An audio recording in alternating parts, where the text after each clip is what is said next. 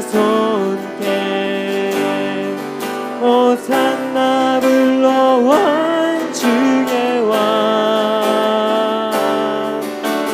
높은 하늘에 영광을 예수 주 메시아네 호산나 호산나 다윗의 자손께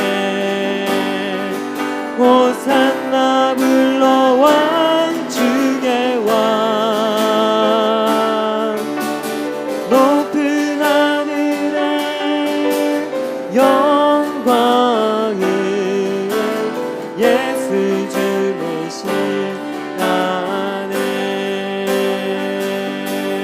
지존하신 주님 이름 앞에 지존하신 주님 이름 앞에 모두 무릎 꿇고 다 경배해 거룩하신 주님 보좌 앞에 엎드려 절하세 예수는 그리스도 예수는 그리스도 예수는 주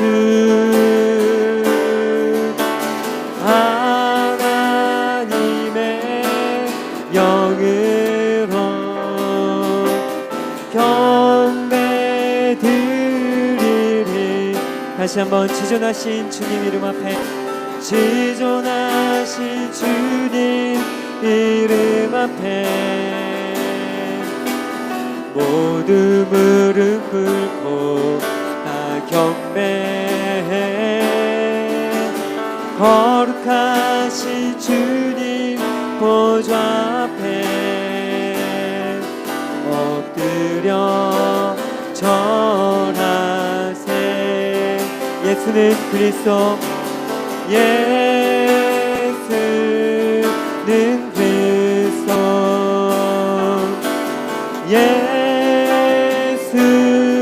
예수는 주 하나님의 영으로 경배드리리 다시 한번 찬양합시다. 지존하신 주님 지존하신 주님 이름 앞에 모두 무릎 꿇고 다 경배해 거룩하신 주님 보좌 앞에 엎드려 절하세 예수는 그리스도 예수는 그리스도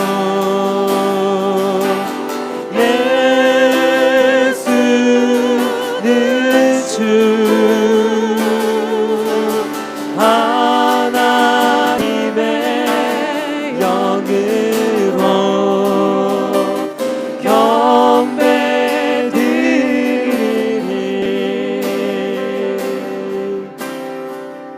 경배드리리 우리 한 번 더 함께 찬양드리겠습니다.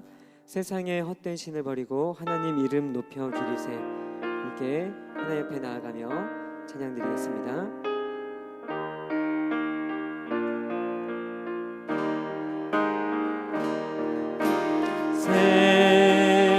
세상의 헛된 신을 버리고 하나님 이름 높여 기리세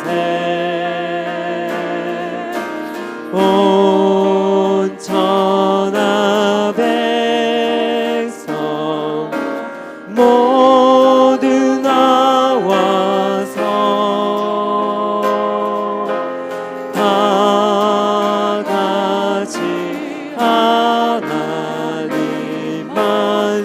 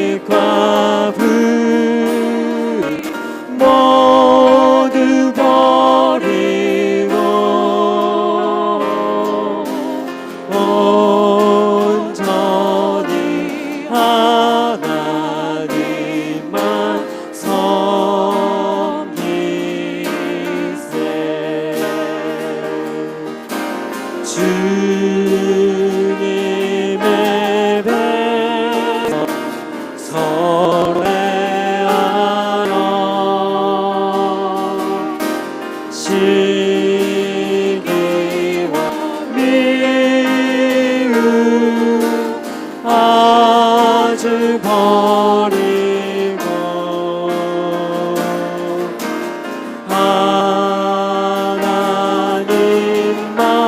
하나님만을 홀로 섬기는 전국을 어서 이뤄주소. 함께 자리에서 일어나서 주님의 백성 주님의 백성 서로 헤아려 시기와 미움 아주 버리고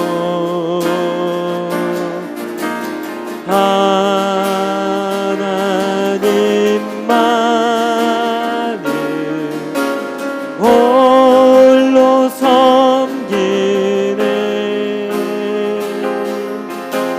천국을 어서 이뤄주소서.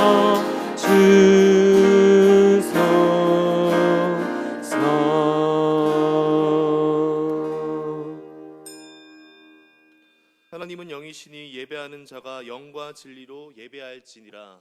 아멘.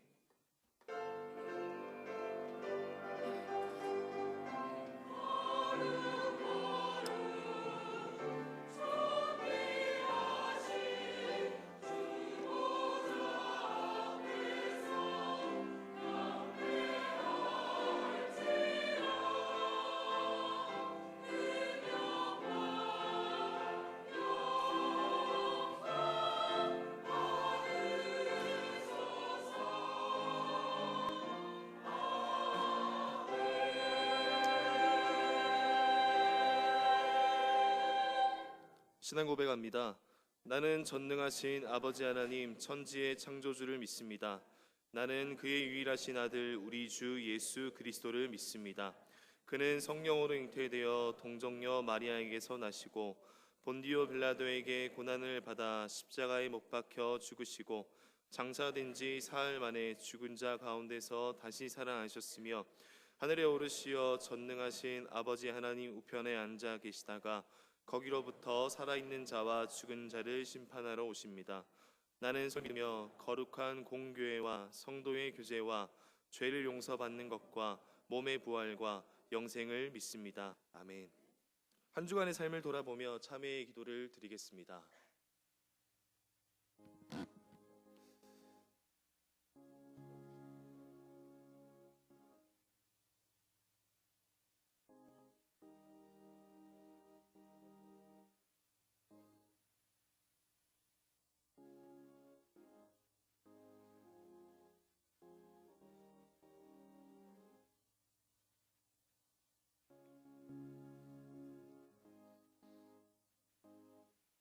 우리는 그리스도 안에서 그의 은혜의 풍성함을 따라 그의 피로 말미암아 속량 곧 죄사함을 받았느니라.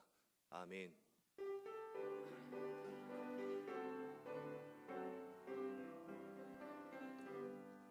모든 영광을 하나님께, 모든 영광을 하나님께, 온 맘과 뜻 다해 주 사모합니다. 모든 영광을 하나님께.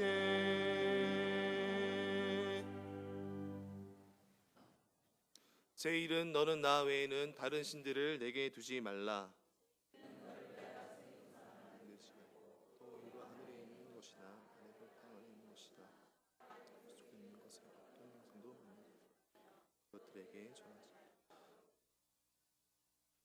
제3은 너는 내 하나님 여호와 이름을 망령되게 부르지 말라. 제5는 내 부모를 공경하라. 제7은 간음하지 말라. 제 구는 내 이웃에 대하여 거짓 증거하지 말라. 아멘.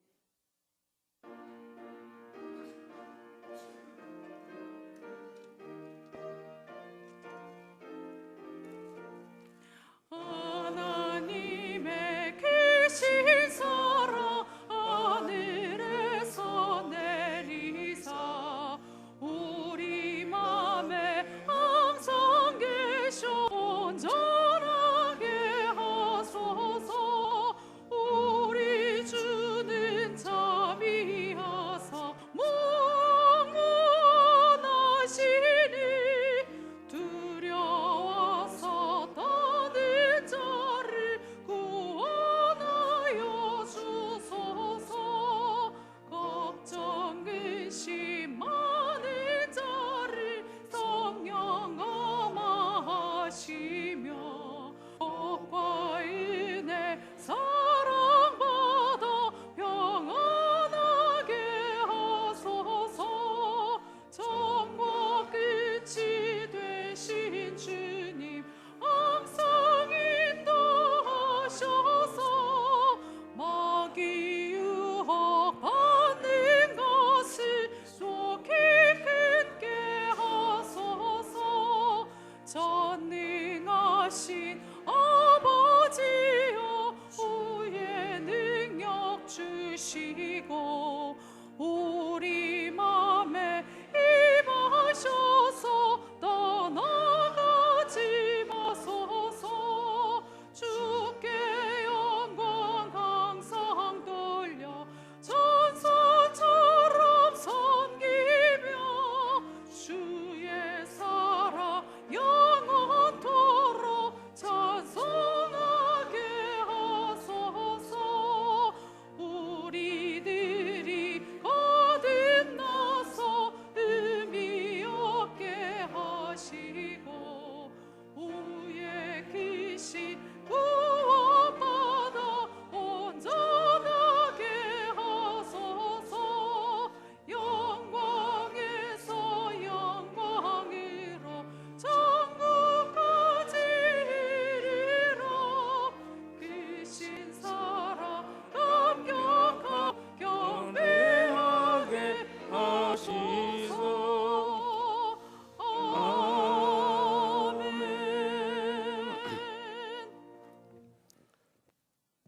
사람에게 보이려고 그들 앞에서 너희 의를 행하지 않도록 주의하라. 그리하지 아니하면 하늘에 계신 너희 아버지께 상을 받지 못하느니라. 아멘. 구원의 반석이시여 참목자 되시며 지금도 살아계셔서 사람에 살고 죽는 것까지도 주장하시고 천지전능하신 만군의 주 아버지 하나님, 죄악으로 인하여 영원히 죽었던 저희들이었지만 아버지 하나님 자녀 삼아주시고 이 시간에도 불러서 예배를 드릴 수 있도록 은혜를 베풀어 주시니 진실로 감사를 드립니다. 사랑과 은혜가 충만하신 하나님 아버지, 지난 한 주간 성령으로 저희들의 삶을 조명하사 저희들의 참모습을 마주하게 하시고 저희들 앞에 놓인 장애물을 제거하여 주시사 주님과 온전한 교통을 이룰 수 있게 하시니 참으로 감사함을 드립니다. 지금 저희가 드리는 찬양과 예배를 통해 저희가 가진 무지와 어리석음, 탐욕과 미움과 시기의 마음을 버리게 하시고 오직 사랑과 감사, 기쁨의 마음으로 저희들의 영혼을 채우게 하옵소서. 6월은 호국 보훈의 달입니다. 참혹했던 전쟁의 역사 속에서 희생되었던 숭고한 영혼들을 기억하게 하시고 우리의 역사가 테러와 전쟁보다는 평화와 균형을 통해 말씀에 속한 지혜와 사랑에 찬 역사를 이끌어갈 수 있도록 하여 주옵소서. 이 시간에도 건강의 문제로, 경제적인 문제로, 그리고 그 이외의 다양한 문제로 오늘 주일 예배에 참석하지 못한 성도님들을 위해 기도합니다. 어떠한 어려운 문제가 있든 근본적인 문제를 해결할 수 있는 지혜와 강건함을 주시고 기도로 교통하는 저희들이 되게 하여 주옵소서. 우리 교회를 이곳에 세워주시고 부흥성장케 하시니 감사를 드립니다. 어둠 속에서 한 줄기의 빛을 발하는 등대처럼 주위에 죽어가는 심령들의 희망이 되는 온 교우가 제자가 되어 반석 위에 든든히 서가는 그러한 축복된 교회로 거듭나게 하여 주옵소서. 이 시간 시온 찬양대가 찬양을 부를 텐데 기뻐 받아주시고 사자 목사님 말씀 전하실 때 믿음의 강성함과 영혼의 강성함을 주시어 주님과의 관계가 더욱 강건해질 수 있도록 이끌어 주옵소서. 이름도 빛도 없이 수고하는 수고의 손길도 기억하여 그들을 일일이 축복하여 주시고 남북관계도 은혜 가운데 잘 추진되길 소망합니다. 이 예배의 모든 것을 우리 주님께 의탁하오며 우리 구주 예수 그리스도의 이름으로 간절히 기도드리옵나이다. 아멘.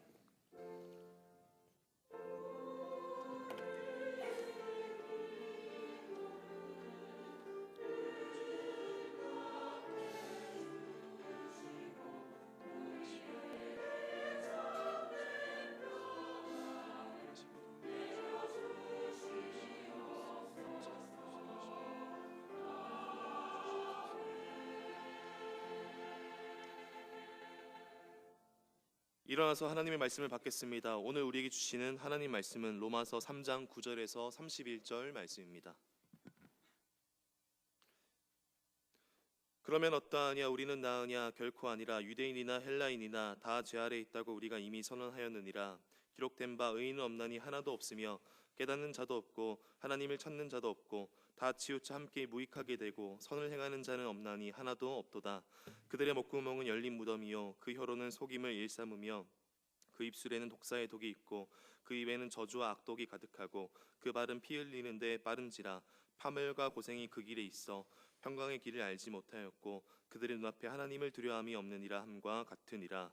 우리가 알거니와 무릇 율법이 말하는 바는 율법 아래에 있는 자들에게 말하는 것이니 이는 모든 입을 막고 온 세상으로 하나님의 심판 아래에 있게 하려 함이라. 그러므로 율법의 행위로 그의 앞에 의롭다 하심을 얻을 육체가 없나니 율법으로는 죄를 깨달음이니라. 이제는 율법 외에 하나님의 한 의가 나타났으니 율법과 선지자들에게 증거를 받은 것이라. 곧 예수 그리스도를 믿음으로 말미암아 모든 믿는 자에게 미치는 하나님의 의니 차별이 없느니라. 모든 사람이 죄를 범하였음에 하나님의 영광에 이르지 못하더니 그리스도 예수 안에 있는 속량으로 말미암아 하나님의 은혜로 값없이 의롭다 하심을 얻은 자 되었느니라. 이 예수를 하나님이 그의 피로써 믿음으로 말미암는 화목 제물로 세우셨으니 이는 하나님께서 길이 참으시는 중에 전에 지은 죄를 간과하심으로 자기의 의로우심을 나타내려 하심이니 곧 이때에 자기의 의로우심을 나타내사 자기도 의로우시며 또한 예수 믿는 자를 의롭다 하려 하심이라. 그런즉 자랑할 때가 어디냐? 있을 수가 없느니라. 무슨 법으로냐? 행위로냐? 아니라 오직 믿음의 법으로니라. 그러므로 사람이 의롭다 하심을 얻는 것은 율법의 행위에 있지 않고 믿음으로 되는 줄 우리가 인정하노라. 하나님은 다만 유대인의 하나님이시냐? 또한 이방인의 하나님은 아니시냐? 진실로 이방인의 하나님도 되시느니라. 할례자도 믿음으로 말미암아 또한 무할례자도 믿음으로 말미암아 의롭다 하실 하나님은 한 분이시니라. 그런즉 우리가 믿음으로 말미암아 율법을 파기하느냐? 그럴 수 없느니라. 도리어 율법을 굳게 세우느니라. 아멘.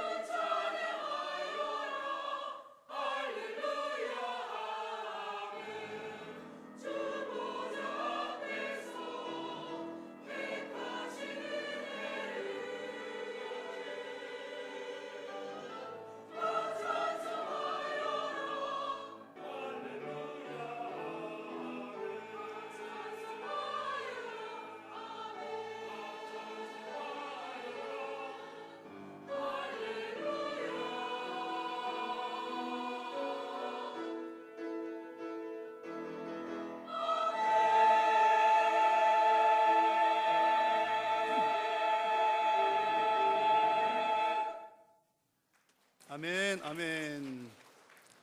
감사합니다. 이 할렐루야 찬양을 우리 하나님께서 기쁘게 받으신 줄로 믿습니다. 오늘 여러분 드리는 예배도 우리 하나님께서 기뻐 받으시는 예배가 되시기를 축복합니다. 우리 옆에 계신 분들에게 사랑과 마음을 가득 담아서 축복하면서 한번 인사 나누겠습니다. 사랑합니다. 축복합니다. 사랑합니다. 축복합니다. 네. 너무 반가우시죠? 아멘은 안 하시지만 마음으로 다 하신 줄로 믿습니다. 네, 오늘 우리 교회를 방문하시거나 새로 오신 분들을 환영합니다. 우리 교회 등록을 원하시는 분들은 예배당 바로 맞은편에 있는 3층 새가족실로 오시면 잘 안내를 해드리도록 하겠습니다. 교회 소식입니다. 오늘 오후 찬양 예배는 필리핀 김재용 선교사님 오셔서 은혜의 말씀을 전해 주시겠습니다. 안수집사 원례회와 구제봉사위원회 모임, 또 역사편찬위원회 모임 잘 참고해 주시기를 바라고요. 특별히 그 우리 40주년 역사편찬 과정이 거의 이제 마무리 단계가 되고 있습니다. 그래서 현재 우리 교회에 계신 분들이 적어도 한 번 정도는 내 얼굴이 나올 수 있도록 이렇게 책을 만들려고 노력을 합니다. 그래서 각 위원회에 속하신 분들은 우리 위원장님 또 우리 교육자님들 또 이렇게 잘 이렇게 모으셔서 위원회 활동하는 사진들을 이렇게 촬영을 하셔서 요즘에 이제 스마트폰 워낙 좋으니까요 하셔서 우리 사진을 담당하고 있는 조영실 권사님에게 전달해 주시면 좋겠습니다. 각 위원회 사진을 조영실 권사님에게 잘 협조를 해 주시면 감사하겠습니다. 결혼 소식입니다. 1교구 이진만 집사님 사남전도회이십니다. 양종옥 권사님 11여전도회 장남 봉규군의 결혼 예식이 돌아오는 토요일 오후에 있습니다. 우리 청첩장과 주보에는 예식 시간이 2시로 나와 있는데 이제 본 예식은 2시 20분이라고 합니다. 그래서 참고해 주시기 바라고요. 우리 교회에서는 1시 20분에 함께 출발을 하도록 하겠습니다. 주보에는 나와 있지 않지만 장례 소식이 있습니다. 5교구 18여전도회 송은수 권사님의 모친께서 소천을 하셨습니다. 그래서 오늘 오후 예배를 마치고 우리 교회에서 입관 예배를 하러 출발을 하도록 하겠습니다. 장례식장은 은평 성모 장례식장입니다. 그리고 오후 출발 시간은 예배 마친 후에 또 잠시 시간을 두고서 출발을 하려고 합니다. 이렇게 정확한 시간은 오후 예배 광고 시간에 말씀을 드리도록 하겠습니다. 많이 위로해 주시고 기도해 주시기 바랍니다. 1층에 있는 카리스 프로젝트 은혜 흘려 보내기 여러분 스티커 투표 다 하셨나요? 네, 오늘까지 하시면 되겠습니다. 몇 장을 붙일 수가 있죠? 잘 기억하고 계시네요. 그런데 한 곳은 몇 장만 붙일 수 있고요.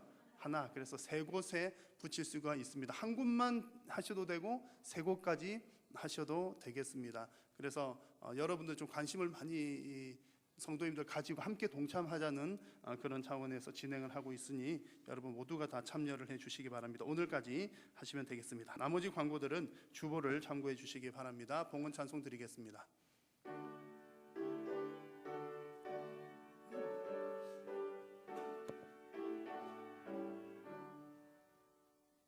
내게 있는 모든 것을 아낌없이 드리네.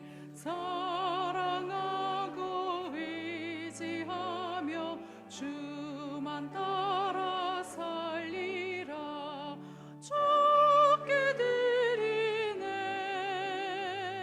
주께 드리네.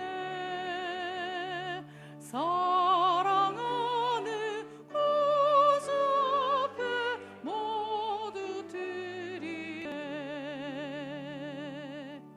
살아계신 우리 하나님, 지난 한 주간도 사랑하는 성도님들의 삶 가운데 늘 동행하여 주시고 하나님 은혜 가운데 지켜주신 것 감사드립니다.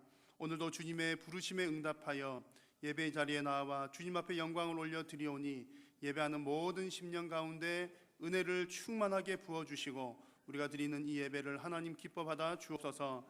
이 시간도 주님 앞에 나오면서 마음과 정성을 담아 귀한 물질을 주님 앞에 올려드립니다. 오늘 다하여 드린 물질이 하나님 나라 위하여 복음 사역 위하여 귀하게 쓰임 받도록 도와주시고 또한 주님 사랑하는 성도님들에게 심을 수 있는 씨앗과 생활에 필요한 물질을 풍성하게 허락하여 주시어서 주님 앞에 드리고 또 선한 사역에 많이 쓰고도 남음이 있도록 하나님 은혜 도하여 주옵소서. 물질뿐만 아니라 삶으로, 봉사로, 헌신으로 드리는 모든 삶의 예물도 기쁘게 받아주시고, 보이지 않는 곳에서 이름도 없이 빛도 없이 섬기는 헌신도 하나님께서 기억하여 주옵소서. 오늘 하나님의 말씀을 받을 때에 성령 하나님 조명하여 주시어서 진리의 말씀을 잘 깨달아 알게 하여 주시고, 하나님의 말씀을 받아 100배 열매 맺는 신앙으로 성숙할 수 있도록 하나님 함께하여 주시옵소서. 예배의 남은 시간도 성삼위 하나님 홀로 영광 받아 주시옵기를 간절히 빌고 원하오며 우리 구주 예수님의 이름으로 기도드립니다. 아멘. 중국에는 이런 속담이, 이런 말이 있다고 합니다. 무병단명 일병장수. 여러분 들어보셨나요? 무병단명 일병장수. 우리나라에는 비슷한 말이 있습니다. 출처가 정확하지는 않지만 우리나라 말에는 골골 80이 이제 뜻이 비슷한 게 골골 80. 무병단명 일병장수라는 말은 이제 병이 없이 건강한 사람이 오히려 빨리 죽을 수가 있고, 이제 병이 있는 사람은 오히려 이제 그 관리를 하게 되니까요, 또 장수하는 일들이 생길 수 있다. 그런 이제 뜻입니다. 참 공감이 가는 얘기죠.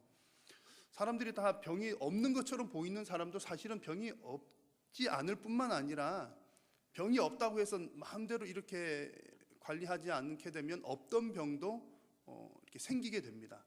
그리고 이제 의사 선생님들 하시는 말씀이, 내가 어떤 병이 하나가 있어가지고 뭐 예를 들면 무슨 고혈압이 있어서 고혈압을 또 잘 치료를 하려고 뭐 이것도 조심하고 저것도 조심하면 다른 병들까지 예방하게 되는 효과가 많이 있다고 합니다. 그래서 이제 혹 큰 병이라 할지라도 내가 그 병을 알고 인정하는 사람은 오히려 관리를 잘 해서 더 이렇게 건강해질 수 있다는 그런 얘기죠.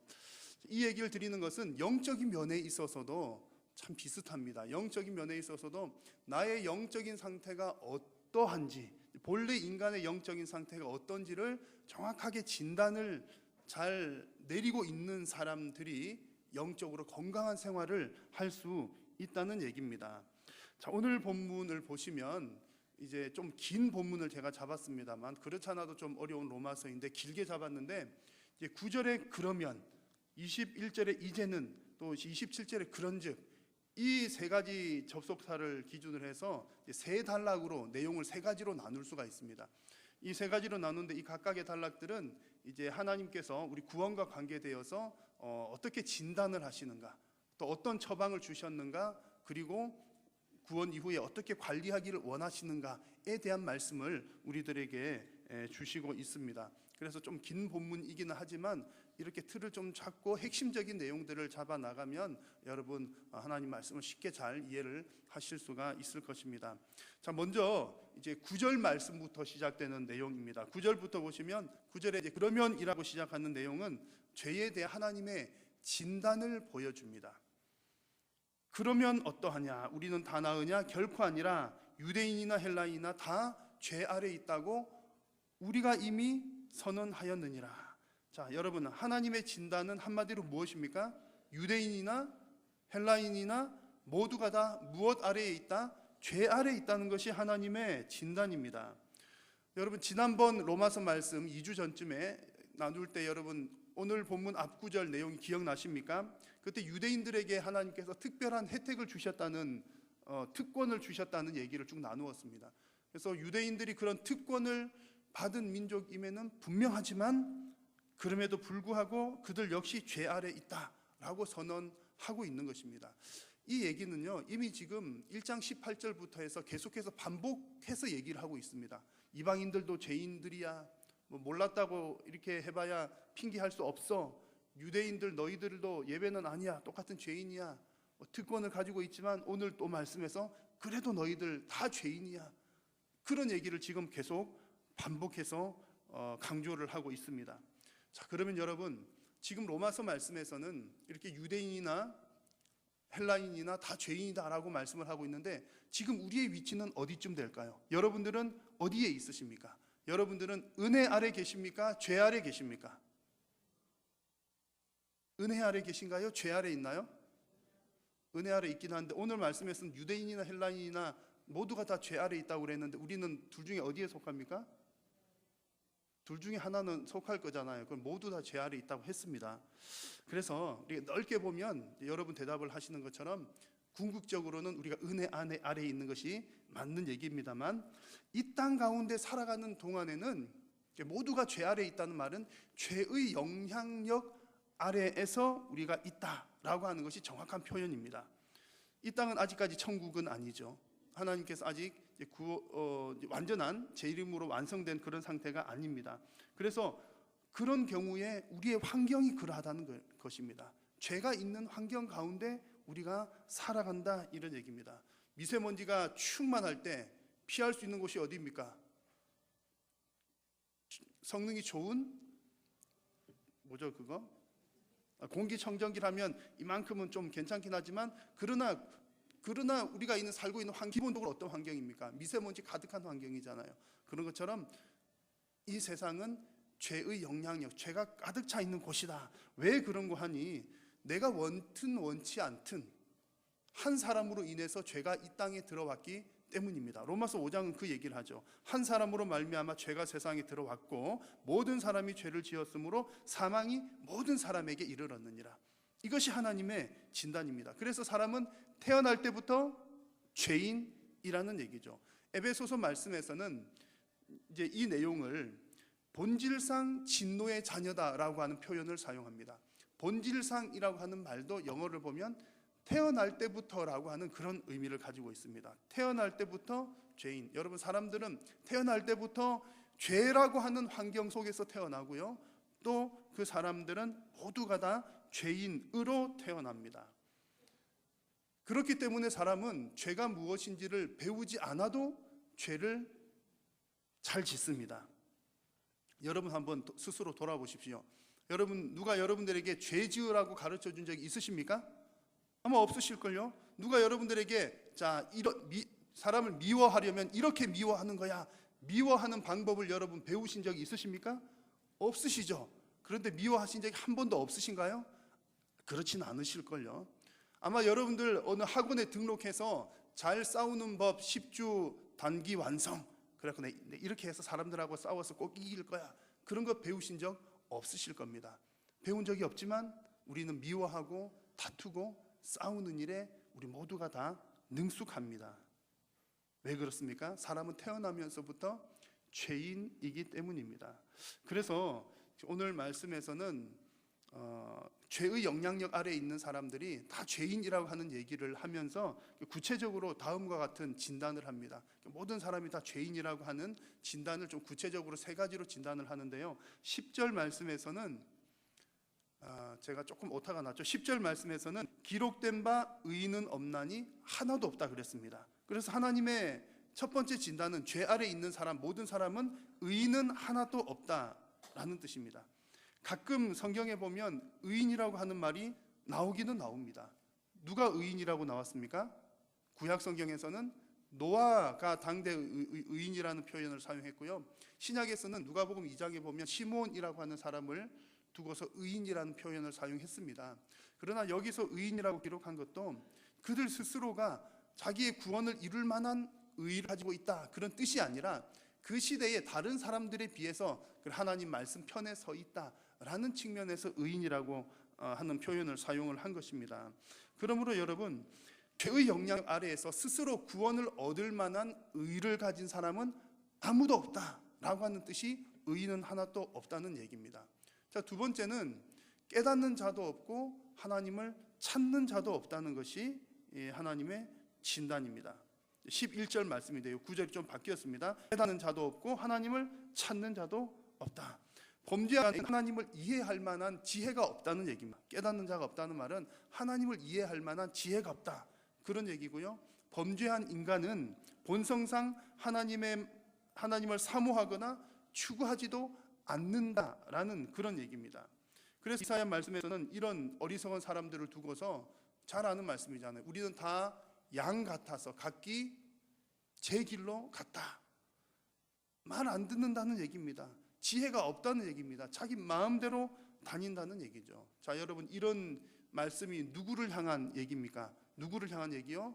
죄의 영향력 아래에 있는 보편적인 사람들, 태어날 때부터 원래 그런 환경을 가지고 있던 사람들을 두고 하는 말입니다. 하나님을 찾는 지혜도 없다는 얘기죠. 자, 그런데 이제 말씀이 좀 헷갈리는 것은 이런 경우입니다. 여러분들은 하나님을 아십니까? 모르십니까? 아시잖아요. 하나님을 깨달으셨거든요. 여러분들은 하나님을 찾으십니까? 안 찾으십니까? 찾으시잖아요. 그런데 왜 오늘 말씀에서는 하나님을 깨닫는 자도 없고 찾는 자도 없다 이렇게 표현을 하겠습니까? 기본적인 죄의 영향력 아래에 있는 사람들이 그렇다는 얘기입니다. 여러분들 속에는 누가 계시죠?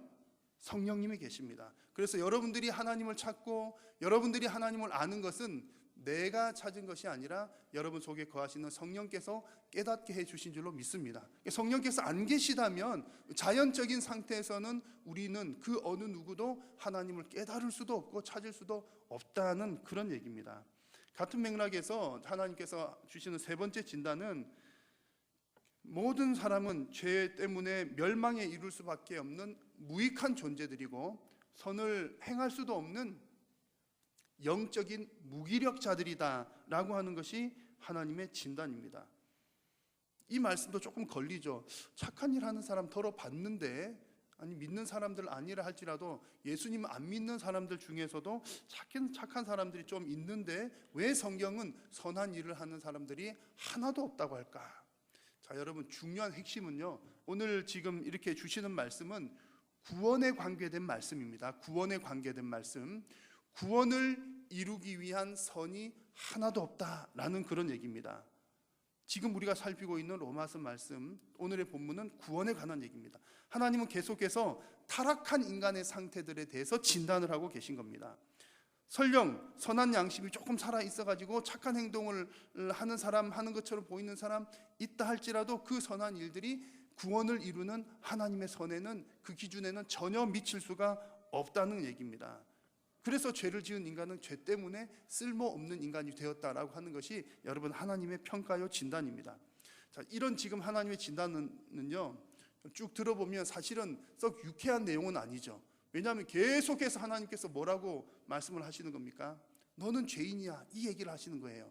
근데 지금 제가 말하는 것처럼 너는 죄인이야, 넌 죄인일걸, 이렇게 말씀하시는 것이 아니라, 지금 우리는 성경을 보니까 이렇게 하지만 만약 하나님과 여러분들이 대면하여서 있으셨다면, 여러분들이 하나님을 아직 만나기 전이었다면 하나님께서 오늘 본문의 내용은 진단을 하시면서 이런 진단을 하시는 거예요. 여러분들을 향해서, 죄인들을 향해서 강한 어조로 너는 죄인이야, 너의 상태가 지금 이렇잖아, 그냥 근거 없이 말씀하시는 것도 아니고 하나님의 말씀 율법을 이렇게 비춰가면서 여기 봐봐, 기준이 이런 기준이 있는데 너는 지금 여기 기준에 전혀 못 미치고 있잖아, 너는 죄인이야, 그 얘기를 하나님께서 강한 어조로 하고 계신 겁니다. 반복적으로요. 여러분 왜 하나님께서 이렇게 좀 집요하시게 죄인이라고 하는 얘기를 할까요?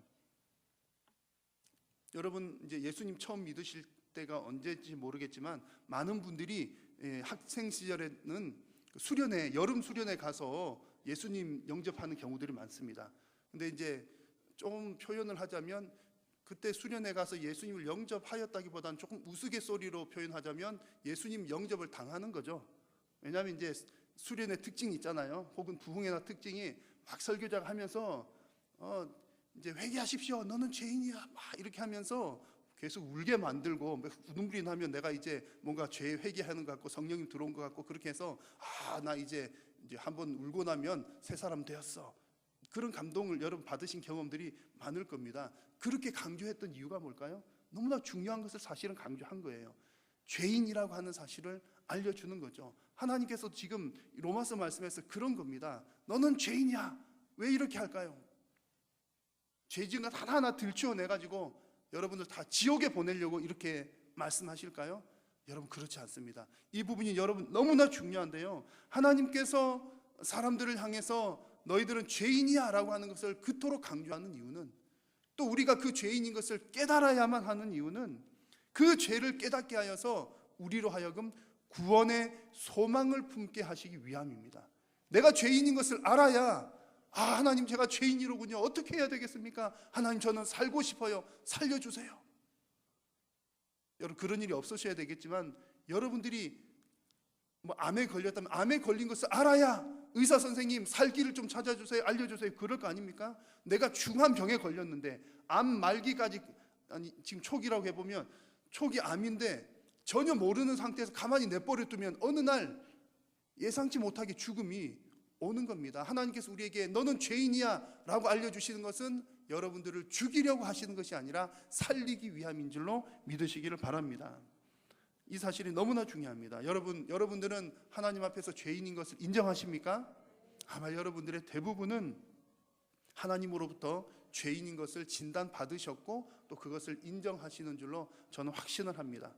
그러나 혹 여러분 가운데 아직까지 나는 죄인이야 라고 하는 생각이 든 적이 없는 분이 있으시다면 오늘 이 시간 하나님께서 여러분을 향해서 말씀하십니다. 너는 죄인이야 라고 하는 하나님의 진단을 겸손하게 받아들이시고 인정하시는 시간이 되시기를 바랍니다.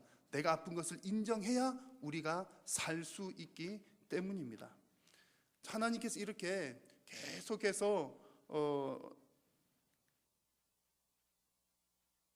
이렇게 지금 너 아픈 사람이야, 너 죄를 지은 죄인이야 이렇게 강조를 하시잖아요. 그렇게 강조를 하시는 목적이 죽이는 데 있는 것이 아니라 살리는 데 있다는 것을 증명하는 내용이 21절 이하에 나오는 내용들입니다. 21절 말씀을 같이 한번 읽어볼까요? 시작. 이제는 율법 외에 하나님의 한 의가 나타났으니 율법과 선지자들에게 증거를 받은 것이라. 아멘. 우리말 성경에는 보니까 이제는 이라고 시작을 하는데 헬라어 성경을 보면 그러나라고 하는 말이 있습니다. 그래서 그러나 이제는 이라고 시작하는 것이 맞는 얘기입니다. 그래서 이 부분은 사실은 극적인 대전환이 일어나는 장면이에요. 앞부분에서 계속 하나님이 너는 죄인이야, 너는 환자야, 이대로 살다가 너는 죽는 거야 라고 강하게 지적을 하고 진단을 내려다가 이제 분위기가 확 바뀌는 겁니다.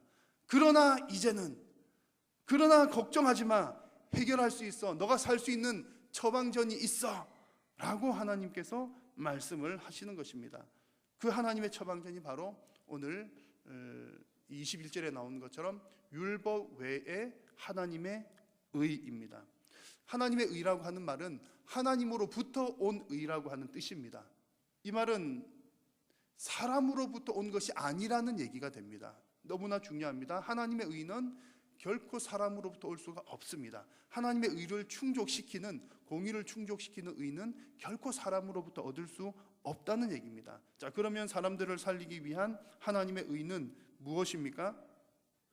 하나님의 의는, 하나님은 우리를 살리기를 원하시잖아요. 그래서 살리기를 원하시는 그 하나님의 의는 내가 저 사람들 좀 살려야 되겠다. 그래서 죄를 막 짓고 있는데 어쨌든 살려야 되니까 그냥 모른 척하고, 죄 짓는 것 모른 척하고 덮어주자 라고 하는 것이 하나님의 의가 결코 아닙니다. 왜냐하면 하나님은 죄가 전혀 없으신 분입니다. 그래서 하나님은 본질상 죄를 용납 없는 분이십니다.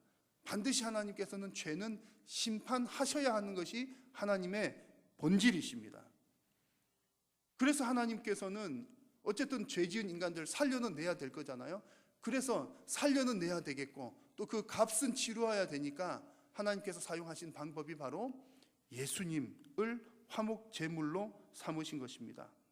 이 예수를 하나님이 그의 피로써 믿음으로 말미암는 화목 제물을 삼으셨으니 이는 자기의 의로우심을 나타내려 하심이니. 이 25절 말씀을 간단하게 말씀드리면 이런 내용입니다.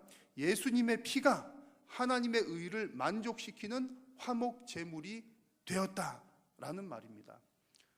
여기서 화목 제물이라고 하는 말은 그 헬라 말로는 힐라스테리온이라고 하는 말입니다. 그래서 이 힐라스테리온이라고 하는 말은 구약 성경의 그 성막 안에 있는 법궤의 뚜껑을 일컫는 말이 또 이 화목 제물이라고 하는 그 원어와 같은 단어를 사용을 하고 있습니다.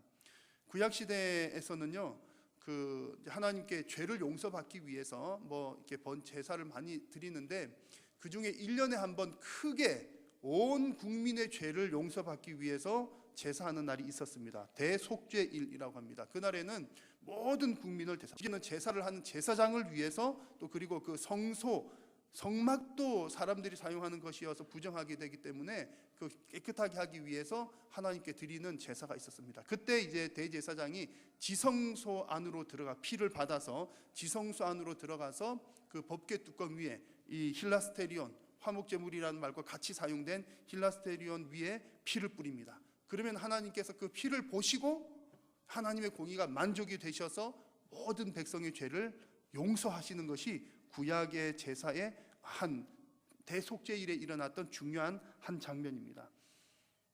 그 역할을 지금 누가 하셨다는 얘기죠?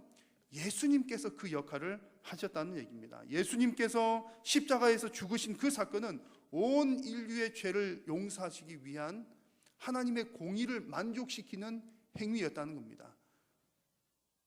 공의를 만족시킨다는 말은 쉽게 말하면 그 죄를 해결하기 위한 값을 다 지불하셨다는 얘기입니다. 충분한 값을 다 지불하였다는 그런 의미입니다. 그래서 24절 말씀에 보시면 그리스도 예수 안에는 있는 속량으로 말미암아 하나님의 은혜로 값없이 의롭다 하심을 받았다라고 하는 표현이 나옵니다. 속량이라고 하는 말이 나옵니다. 속량이라는 말이 바로 값을 지불하였다라고 하는 뜻입니다. 자, 여러분 구원 받으실 때 어떤 값을 지불하셨나요? 우리가 받은 구원은 값 없이 받은 것입니다.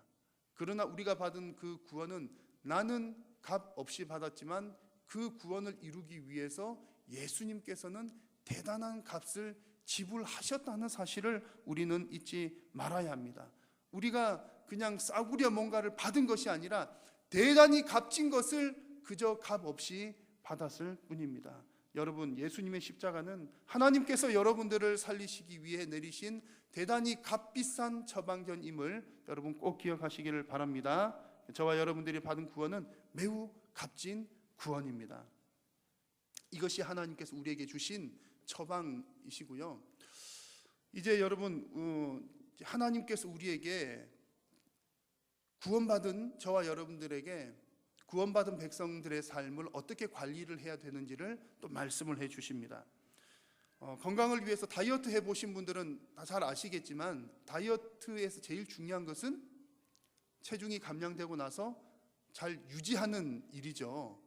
여러분 이제 그런 경험들 다 있으실 겁니다. 체중을 이렇게 몇 킬로 저는 그런 경험이 없어서 잘 모르겠는데 저는 지금까지 살아오면서 저는 한결같은 사람입니다.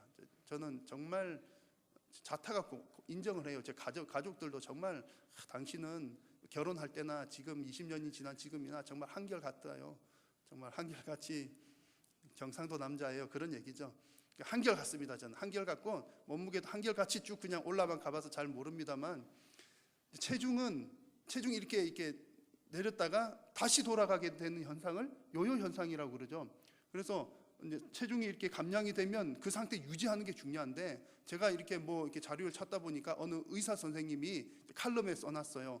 이 요요 현상이 없어야 되는 중요한 이유가 그냥 체중이 다시 돌아온 것 혹은 그 이전보다 더 살찐 것 이것도 문제이지만 체중이 감량되었다가 다시 돌아왔다가 요요 현상이 반복이 되게 되면 어떤 몇 가지의 암이 발생할 확률이 더 높아진답니다. 그냥 체중만 왔다 갔다 하는 게 문제가 아니라 암 발생률을 높이는 연구가 최근에 연구 결과가 나왔다는 얘기를 해요. 그래서 중요한 것은 어쨌든 이제 건강을 위해서 관리를 이렇게 한번 이렇게 처방을 받고 잘 했다면 쭉 관리를 해서 유지하는 것이 중요하다는 얘기죠. 자, 오늘 본문 27절에서는 그런즉이라는 표현으로 사용을 했는데요. 이제 그 내용이 바로 그런 겁니다. 너희들이 그렇게 값비싼 구원을 받았으니 그런즉 이제는 너희가 그렇게 비싼 처방 받은 대로 관리를 잘 해야 돼라고 말씀을 하시면서 27절 이하에서는 이제 하나님께서 우리들에게 그 관리를 잘하기 위한 몇 가지 규칙들을 말씀을 해 주십니다. 자, 첫 번째 규칙은 관리를 구원받은 우리들이 잘 해야 될 첫 번째 규칙은 27절에 나오는 겸손입니다. 겸손. 그런즉 자랑할 때가 어디 있느냐? 자랑할 때가 어디 있느냐? 이 말은 너희들이 구원받은 것이 결코 너희들의 능력으로 된 것이 아니다 라는 사실을 잊지 말라는 얘기입니다. 우리 성도님들이 이제 구원 받으시고 은혜 받으셨잖아요. 너무 감사해가지고 이제 제가 하나님 너무 큰 은혜를 받았으니까 하나님을 위해서 열심히 살겠습니다. 그렇게 해서 뭐 봉사도 하시고 뭐 이렇게 헌신도 여러 가지 하십니다. 그렇게 하실 때 또 선한 일들도 많이 하시죠. 하실 때 정말 조심해야 할 부분이 있습니다. 그것이 바로 자기 의를 쌓지 않도록 주의하는 것입니다. 자기 의. 처음에는 내가 받은 은혜가 너무 감사해가지고 나는 없고 오직 주님만 보입니다. 그렇죠? 이렇게 정말 못난 사람 구원해 주셔서 하나님 너무 감사해요. 그래서 나는 철저하게 감추고 하나님만 이렇게 드러내는데 시간이 조금 지나다 보면 점점점 내가 더 커지게 되는 겁니다. 은혜에 감사해서 내가 선한 일 또 봉사 헌신했을 뿐인데 그렇게 하다 보니까 점점 내가 더 커져 보이는 거예요. 나도 좀 괜찮은 사람이네. 옛날에는 그냥 뭐 죄 짓고 막 살았었는데 지금은 뭐 내가 죄 지은 지도 꽤 오래된 것 같고 이렇게 선한 일도 많이 하고 봉사도 하고 나는 좀 괜찮은 것 같아. 그것을 가장 조심해야 한다는 얘기입니다. 그런즉 자랑할 때가 어디 있느냐. 그것이 우리가 구원받은 저와 여러분들이 지속적으로 관리해야 될 겸손의 관리입니다. 두 번째 여러분 관리를 잘 하셔야 될 것은 통로입니다. 통로. 29절 말씀을 같이 한번 읽겠습니다. 시작. 하나님은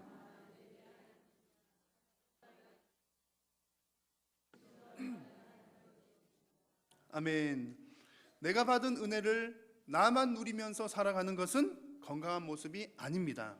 하나님은 이방인의 하나님도 되신다는 사실은 먼저 믿은 사람들에게 하시는 말씀이에요.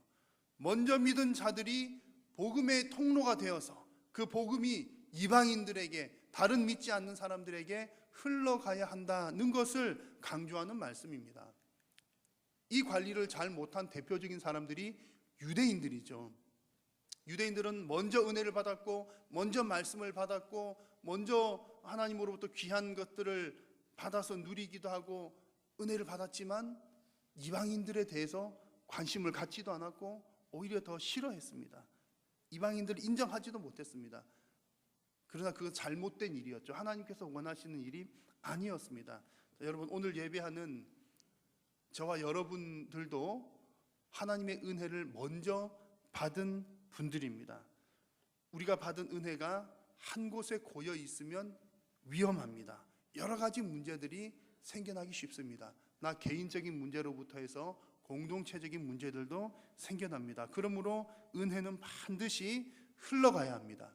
지금 우리 교회가 진행하고 있는 카리스 프로젝트도 은혜 흘려보내기잖아요. 왜 은혜 흘려보내는 것을 훈련을 하죠? 그런 체질을, 그런 건강한 체질을 은혜 받은 자로서 은혜를 계속 흘려보내서 그 은혜가 돌고 돌아 하나님께로 다시 올라가게 하기 위해서 그런 체질을 만드는 좋은 훈련을 지금 우리가 하고 있는 것입니다. 여러분, 하나님께서는 여러분의 하나님만 되시는 것이 아니라 오늘 교회 바깥에 있는 저들의 하나님도 되신다는 사실을 여러분 꼭 기억하시면서 여러분 모두가 하나님 기뻐하시는 은혜의 통로가 되시기를 축원합니다. 자, 그래서 통로가 두 번째 중요하고요. 세 번째 관리의 규칙은 또다시 율법입니다. 율법. 31절 말씀을 같이 한번 크게 읽겠습니다. 시작. 그런즉 우리가 믿음으로 말미암아 율법을 파기하느냐? 그럴 수 없느니라. 도리어 율법을 굳게 세우느니라. 아멘. 믿음은 오히려 율법을 굳게 세운다고 말씀합니다.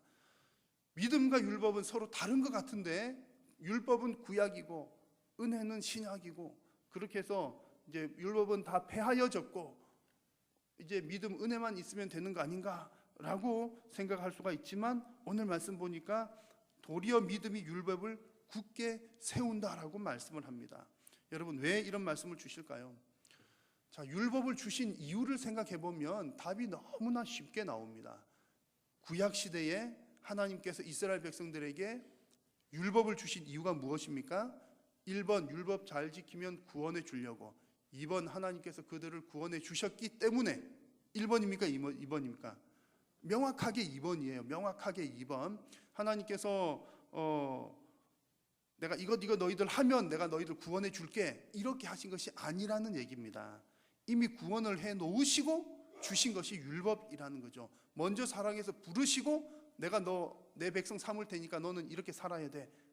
그 대표적인 예가 율법이 무엇입니까? 성경의 대표적인 율법 10계명이 바로 그런 배경 가운데 주어진 것입니다. 10계명을 잘 지키면 10개 중에서 적어도 80점 이상 되면 너희들 내 백성이야, 이렇게 주신 것이 아니라 너희들은 내 백성이니까 너희들은 적어도 이렇게 살아야 돼.